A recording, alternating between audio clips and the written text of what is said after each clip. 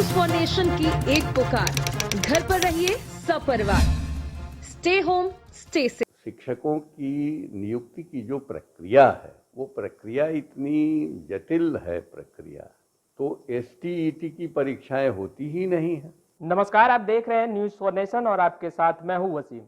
जहां एक तरफ देश और बिहार में कोरोना संकट छाया हुआ है, वहां दूसरी तरफ कल कैबिनेट की बैठक सीएम नीतीश कुमार ने बुलाई और शिक्षकों को लेकर एक बड़ा फैसला उन्होंने किया है। 33,000 पद पर नियुक्तियां होंगी।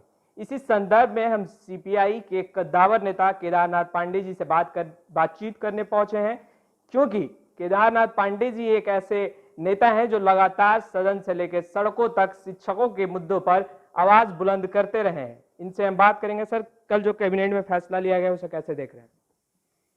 देखिए, सबसे पहले तो हम आपको धन्यवाद देना चाहते हैं कि आपके न्यूज चैनल ने इस महत्वपूर्ण सवाल पे विमर्श करने की कोशिश की है। मैं इसको बहुत ही सकारात्मक दृष्टि से देख रहा हूँ, क्योंकि ये मामला वर्षों से मैं सदन में उठाता आ रहा था कि जो नए नए विद्यालय उत्क्रमित करके हाई स्कूल में तब्दील किए जा रहे हैं, वहाँ माध्यमिक स्तर पर पढ़ाने वाले अध्यापक नहीं हैं। और फिर एक फैसला जो और सरकार का आया है सामने कि 2950 पंचायतों में जहाँ की एक भी हाई स्कूल नहीं है, वहाँ एक मध्य विद्यालय को हाई स्कूल में तब्दील किया जा रहा है। तो आखिर वहाँ कक्षा 9 और कक्षा 10 की जो पढ़ाई होगी वो कौन पूरी करेगा? तो एक बड़ा सवाल बिहार के सामने था कि लगभग 6000 से अधिक उत्क्रमित माध्यमिक विद्यालय हो गए हैं और उनमें माध्यमिक स्तर पर पढ़ाने वाले अध्यापकों की बिल्कुल कमी थे ही नहीं। तो सरकार लंबे समय से इस बात के लिए प्रयास कर रही थी। हम लोग सदन में भी और शिक्षक संघ के मोर्चे से भी ये सवाल उठाते रहे और कल के मंत्रिपरिषद ने ये निर्णय लिया है।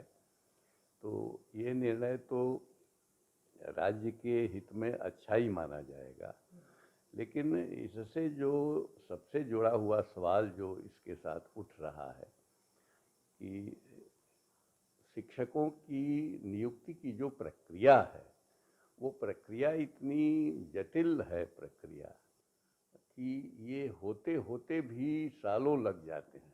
अभी तो छठे चरण का नियोजन पूरा नहीं हुआ और ऊपर से कोरोना की महामारी का जो संकट आ गया है उसने सारे कार्य व्यापार को ठप कर रखा है।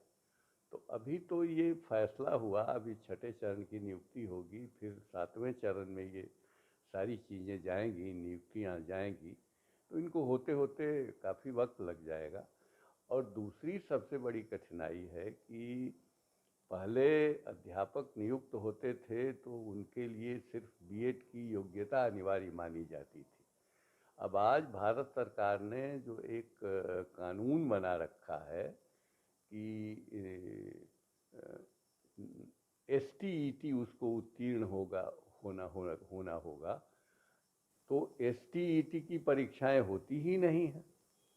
जब परीक्षाएं ही नहीं होती है सालों साल, अभी 4 साल 5 साल पर परीक्षा एक हुई है जिसके परिणाम अभी आने बाकी हैं, तो वैसे उम्मीदवार मिल नहीं पाते हैं।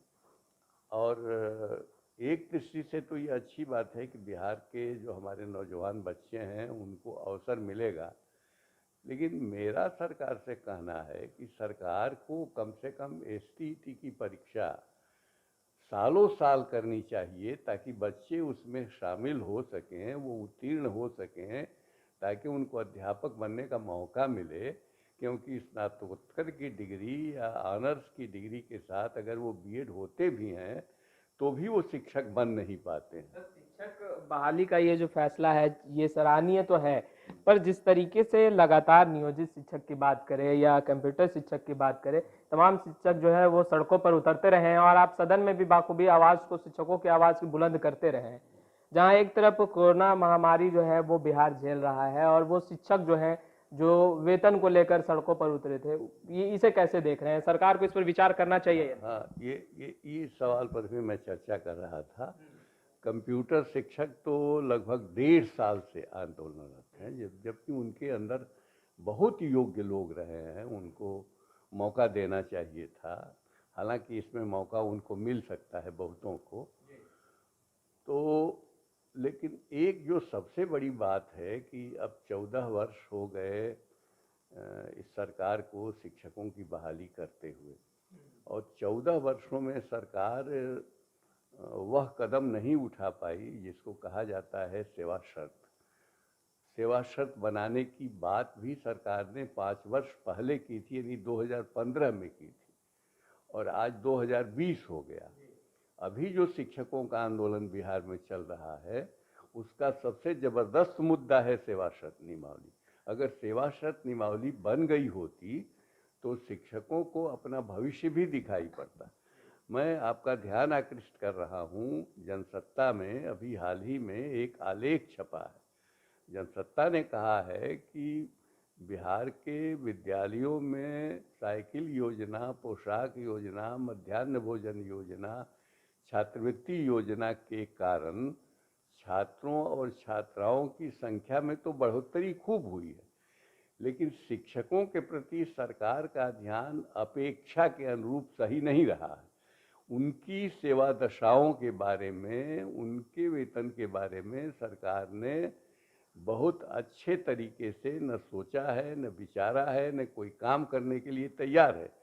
यही कारण है कि आज 57-58 दिन हो गए माध्यमिक शिक्षकों के हड़ताल के, प्राथमिक शिक्षकों का हड़ताल 60-65 दिन हो गया, और अब ये कोरोना संकट के नाम पे न तो उनसे वार्ता होती है, न तो कोई समाधान तलाशने की दिशा में प्रयास दिखाई पड़ रहा है, न तो उनके हड़ताल को तोड़ने की दिशा में कोई प्रयास दिखाई पड़ रहा है, और लगातार शिक्षक भूख से या अन्य किसी कारणों से, आर्थिक संकट की वजह से मरते जा रहे हैं। जी बिल्कुल, सोशल मीडिया पे भी कई वीडियो, हाँ, ये वीडियो सारे वायरल हो रहे हैं।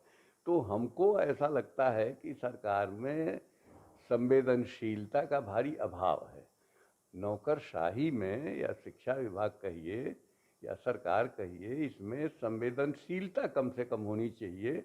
हमारे स्कूलों में गरीबों के, वंचितों के, दलितों के बच्चे पढ़ते हैं, और वहाँ जो शिक्षक पढ़ा रहे हैं उनके प्रति सरकार इस तरह से संवेदनशील बनी रहेगी, कठोर बनी रहेगी, और इस तरीके की जटिल प्रक्रिया अपना के रखेगी कि उनको समय से वेतन नहीं मिले, उनकी सेवा दशाएं नहीं तय हों, उनको पता नहीं चले कि हमारा भविष्य कल का क्या होगा, तो ये सब आंकड़े में उलझ करके सारे मामले रह जाएंगे।